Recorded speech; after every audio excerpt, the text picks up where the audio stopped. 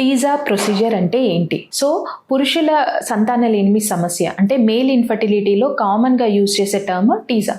ఇది ఏంటి అంటే టెస్టిక్యులర్ స్పర్మ్ ఆస్పిరేషన్ అనే టెక్నిక్ని మనం రొటీన్గా టీజా అని పిలవడం జరుగుతుంది.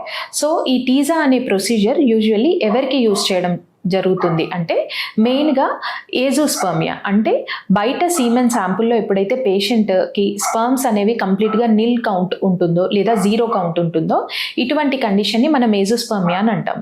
సో ఈ ఏజోస్పర్మియాతో బాధపడే వారికి మనము యూజువల్లీ లోపల అంటే టెస్టిస్లోనే ఏదైనా ప్రొడక్షన్ అనేది ఇంకా మిగిలి ఉందా అనేది చూడడానికి మనము టెస్టిక్యులర్ స్పర్మ్ ఆస్పిరేషన్ అనేది చేయడం జరుగుతుంది. సో సెకండ్ ఇండికేషన్ వచ్చేసి కొన్నిసార్లు ఏంటంటే సీమెన్ శాంపుల్లో స్పర్మ్స్ ఉంటాయి, బట్ వాటి క్వాంటిటీ కానీ లేదు అంటే వాటి క్వాలిటీ అంటే వాటి మొటిలిటీ కానీ మార్ఫాలజీ కానీ వెరీ పూర్గా ఉన్నప్పుడు అటువంటి కండిషన్స్లో కూడా మనకి ఎక్కడైతే ప్రొడక్షన్ జరుగుతుందో అంటే టెస్టిస్లో మనకి ఆ ప్రొడక్షన్ సైట్ దగ్గర వాటి క్వాలిటీ అనేది కొంచెం బెటర్గా ఉంటుంది కాబట్టి ఆ ఎక్స్ట్రాక్ట్ చేసి టెస్టిస్లో నుంచి స్పర్మ్స్ అనేవి ఎక్స్ట్రాక్ట్ చేసి వాటిని మనము ఎంబ్రియో ఫార్మేషన్కి యూజ్ చేయడం జరుగుతుంది. అండ్ ఇంకొన్ని కండిషన్స్లో ఏంటి అంటే మనకి స్పర్మ్లో సీమెన్లో స్పర్మ్ శాంపుల్ అనేది బాగానే ఉన్నా కూడా దాన్ని డిఎన్ఏ ఫ్రాగ్మెంటేషన్ అంటే డిఎఫ్ఐ అని ఏదైతే అంటామో ఇన్ కేస్ దాని లోపల స్పర్మ్ లోపల డిఎన్ఏ డ్యామేజ్ కనుక చాలా ఎక్కువగా ఉంటాయి, మనము ఎక్కువగా ఉన్నప్పుడు వెరీ హై అంటే మోర్ దెన్ 50 మోర్ దెన్ 60 అలా పర్సిస్టెంట్గా వాళ్ళకి డిఎన్ఏ ఫ్రాగ్మెంటేషన్ కనుక మనకి ఏంటి అంటే ఎన్ని మెడిసిన్స్తో చేసినా కూడా కవర్ అవ్వనప్పుడు అటువంటి కండిషన్స్లో కూడా మనము డైరెక్ట్ టెస్టిక్యులర్ స్పర్మ్ని ఎక్స్ట్రాక్ట్ చేసి ఆ స్పర్మ్ని మనం ఎంబ్రియో ఫార్మేషన్కి యూజ్ చేయడం జరుగుతుంది. ఎందుకంటే మనకి ఎక్కడైతే ప్రొడక్షన్ జరుగుతుందో అక్కడ మనకి స్పర్మ్ క్వాలిటీ అనేది డెఫినెట్గా ఎజాక్యులేట్ స్పర్మ్తో కంపేర్ చేస్తే డెఫినెట్గా కొంచెం క్వాలిటీ బెటర్గా ఉంటుంది కాబట్టి మనకి ఎంబ్రియో కూడా మంచి క్వాలిటీలో వచ్చే అవకాశం ఉంటుంది. సో దీనిని మనము టెస్టిక్యులర్ స్పర్మ్ ఆస్పిరేషన్ అని అంటాము. సో ఈ ప్రొసీజర్ అనేది మనకి ఎలా చేస్తారు అని అంటే usually it's and simple out patient procedure. So ఏంటి అంటే నార్మల్గా ఒక 10 to 15 మినిట్స్లో ఆరెల్స్ మ్యాక్సిమం 30 మినిట్స్లో మనకి ఈ ప్రొసీజర్ అనేది కంప్లీట్ అవ్వడం జరుగుతుంది. సో ఈ ప్రొసీజర్ అనేది క్రూడ్గా కాకుండా అనస్థీషియా ఇచ్చేసి అంటే పేషెంట్కి మనకేమీ నొప్పి అనేది తెలియకుండా మనమి టెస్టిక్యులర్ స్పర్మ్ ఆస్పిరేషన్ అనేది చేయడం జరుగుతుంది.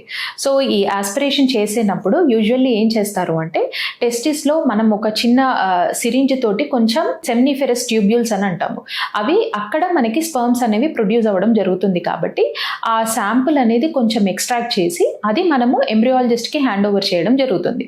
సో ఆ ఎంబ్రియాలజిస్ట్ అనేవారు ఆ ట్యూబ్యూల్స్ని మనకి ఎగ్జామిన్ చేసి మైక్రోస్కోప్ కింద పెట్టి వాళ్ళు ఎగ్జామిన్ చేయడం జరుగుతుంది.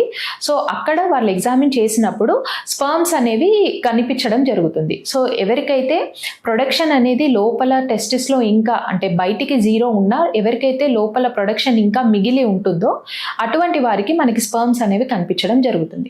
సో ఈ స్పర్మ్స్ అనేవి చాలా తక్కువ క్వాంటిటీలో మనకు కనిపిస్తాయి కాబట్టి ఇన్ కేస్ మనకి పేషెంట్కి కనుక మనకి స్పర్మ్స్ అనేవి రిట్రీవ్ అవితే మనం దాని క్వాలిటీని కూడా అసెస్ చేయడం జరుగుతుంది. అంటే ఎంత అమౌంట్ ఆఫ్ స్పర్మ్స్ అనేవి మనకి దొరికాయి అండ్ రెండు వాటి మొటిలిటీ ఎలా ఉంది అండ్ వాటి మార్ఫాలజీ ఎలా ఉంది, సో వాటి క్వాలిటీ ఏ విధంగా ఉంది అండ్ కౌంట్ ఏ విధంగా ఉంది అనేది వాళ్ళు అసెస్ చేయడం జరుగుతుంది.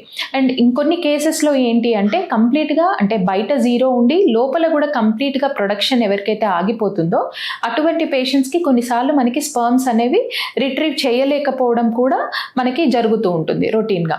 సో ఆఫ్టర్ టీజా ప్రొసీజర్ మనకి మీ డాక్టర్ ఎవరైతే మనకి టీజా ప్రొసీజర్ చేశారో వారు మీకు క్లియర్గా ఎక్స్ప్లెయిన్ చేయడం జరుగుతుంది. అంటే మనకి ఈ ప్రొసీజర్లో స్పర్మ్స్ అనేవి రిట్రీవ్ అయ్యావా లేవా, ఇన్ కేస్ రిట్రీవ్ అయితే మనకి వాటి క్వాలిటీ ఎలా ఉంది అండ్ ఎన్ని శాంపుల్స్ మనం చేసుకోగలిగాము అనేది చెప్పడం జరుగుతుంది.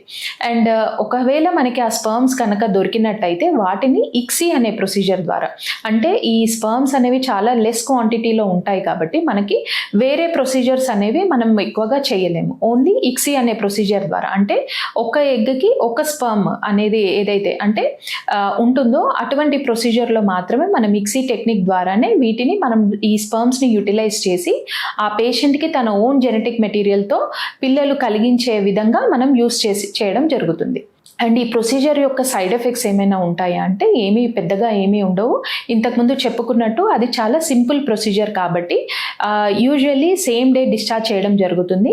అండ్ డిశ్చార్జ్ చేశాక సేమ్ డే వాళ్ళు రొటీన్గా వాళ్ళ యాక్టివిటీస్ అన్నీ, డైలీ యాక్టివిటీస్ అన్నీ చేసుకోవడం జరుగుతుంది. ఓన్లీ థింగ్ ఏంటంటే హెవీ వెయిట్స్ లాంటివి లిఫ్ట్ చేయడము అటువంటివి మనం యూజువల్లీ ఒక 1 వీక్ వరకు అవాయిడ్ చేస్తే సరిపోతుంది. సో ఎవరైతే మేల్ ఇన్ఫర్టిలిటీతో బాధపడుతున్నారో, especially azoospermia and severe OATS అంటే సివియర్ లో కౌంట్స్ కానీ, సివియర్ మొటిలిటీ ఇష్యూస్ కానీ, ఇటువంటి పేషెంట్స్ లేదంటే హై డిఎఫ్ఐతో సఫర్ అయ్యే పేషెంట్స్ వారి ఓన్ స్పర్మ్ తోటి వారికి వాళ్ళ ఓన్ జెనెటిక్ మెటీరియల్ తోటి వారికి కనుక బేబీ కావాలి అనుకుంటే మీ దగ్గర ఉన్న ఫర్టిలిటీ స్పెషలిస్ట్ని కన్సల్ట్ చేస్తే మనకి టీజా అనేది ఒక చిన్న సర్జికల్ ప్రొసీజర్ ద్వారా మనము వారికి బేబీని ఇచ్చే అవకాశం ఉంటుంది. Thank you.